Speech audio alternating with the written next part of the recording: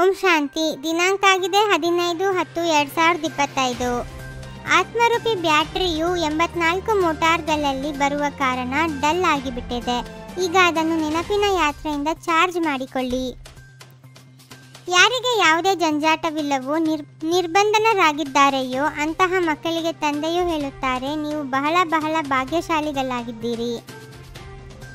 ಒಂದು ವೇಳೆ ಕೇವಲ ಜ್ಞಾನವನ್ನು ತಿಳಿಸುತ್ತೀರಿ, ಯೋಗವಿಲ್ಲವೆಂದರೆ ಬಾಣವು ನಾಟುವುದಿಲ್ಲ.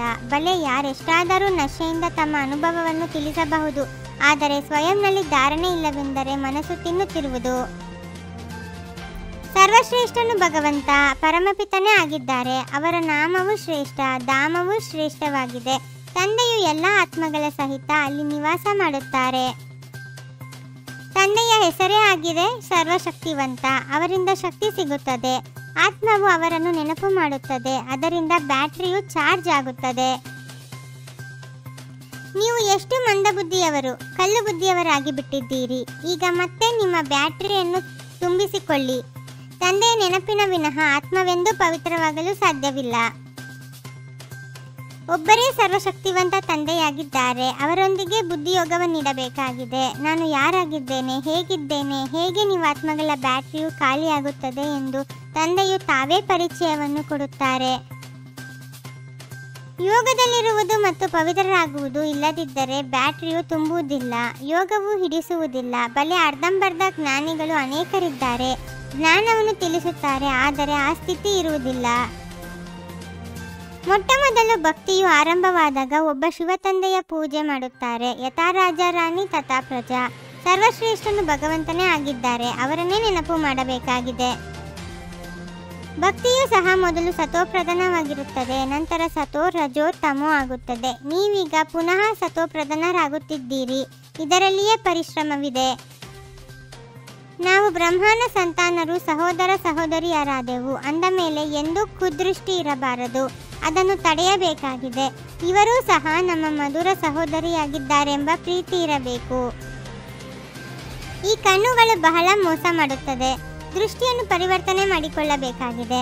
ನಾವು ಆತ್ಮರಾಗಿದ್ದೇವೆ. ನಾವೀಗ ಶಿವತಂದೆಯ ಮಕ್ಕಳಾಗಿದ್ದೇವೆ. ದತ್ತು ಮಾಡಲ್ಪಟ್ಟಿರುವ ಸಹೋದರ ಸಹೋದರಿಯಾಗಿದ್ದೇವೆ. 108ರ ಮಾಲೆಯಲ್ಲಿ ಮೇಲಿರುವ ಹೂ ನಿರಾಕಾರನಾಗಿದ್ದಾರೆ. ಅವರನ್ನೇ ಎಲ್ಲರೂ ನೆನಪು ಮಾಡುತ್ತಿರುತ್ತಾರೆ. ಅವರ ನೆನಪಿನಿಂದಲೇ ನಾವು ಸ್ವರ್ಗದ ಪಟ್ಟರಾಣಿಯರು ಅರ್ಥಾತ್ ಮಹಾರಾಣಿಯರಾಗುತ್ತೇವೆ. ವೇಶ್ಯರಿಗೂ ಸಹ ತಿಳಿಸಿ, ನಿಮ್ಮ ಹೆಸರಿನ ಕಾರಣ ಭಾರತದ ಗೌರವ ಇಷ್ಟೊಂದು ಕಳೆದು ಹೋಗಿದೆ. ತಂದೆಯು ಶಿವಾಲಯದಲ್ಲಿ ಕರೆದುಕೊಂಡು ಹೋಗಲು ಬಂದಿದ್ದಾರೆ. ನೀವೀಗ ವಿಶ್ವದ ಮಾಲೀಕರಾಗಿ ಬಿಡಿ. ಇಂತಹ ಪ್ಲಾನ್ ಮಾಡಿ ನೀವು ಸಹಯೋಗ ಕೊಡಲು ಸಾಧ್ಯವಿಲ್ಲವೆಂದಲ್ಲ.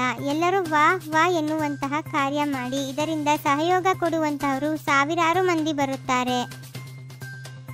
ನಾವು ಮಧುರ ತಂದೆಯ ಮಕ್ಕಳಾಗಿದ್ದೇವೆ. ಪರಸ್ಪರ ಮಧುರ ಸಹೋದರ ಸಹೋದರಿಯರಾಗಿ ಇರಬೇಕಾಗಿದೆ. ಎಂದೂ ವಿಕಾರದ ದೃಷ್ಟಿಯನ್ನಿಡಬಾರದು. ದೃಷ್ಟಿಯಲ್ಲಿ ಯಾವುದೇ ಚಂಚಲತೆ ಇದ್ದರೆ ಆತ್ಮಿಕ ತಜ್ಞರಿಗೆ ಸತ್ಯವನ್ನು ತಿಳಿಸಬೇಕಾಗಿದೆ. ಎಂದು ಪರಸ್ಪರ ಮತಭೇದದಲ್ಲಿ ಬರಬಾರದು. ವಿಶಾಲ ಹೃದಯಿಗಳಾಗಿ ಸೇವೆ ಮಾಡಬೇಕಾಗಿದೆ. ತಮ್ಮ ತನು ಮನ ಧನದಿಂದ ಬಹಳ ಬಹಳ ನಮ್ರತೆಯಿಂದ ಸೇವೆ ಮಾಡಿ. ಪ್ರತಿ ಕರ್ಮವು ಚರಿತ್ರೆಯ ರೂಪದಲ್ಲಿ ಗಾಯನ ಯೋಗ್ಯ ಮಾಡಿಕೊಳ್ಳುವಂತಹ ಮಹಾನ್ ಆತ್ಮಭವ. ಮಹಾನ್ ಆತ್ಮನು ಪವರ್ ಆಗಿದ್ದಾರೆ. ಯಾರ ಪ್ರತಿ ಸಂಕಲ್ಪ, ಪ್ರತಿ ಕರ್ಮವು ಮಹಾನ್ ಆಗಿರುತ್ತದೆ. ಒಂದು ಸಂಕಲ್ಪವು ಸಾಧಾರಣ ಅಥವಾ ವ್ಯರ್ಥವಾಗುವುದಿಲ್ಲ.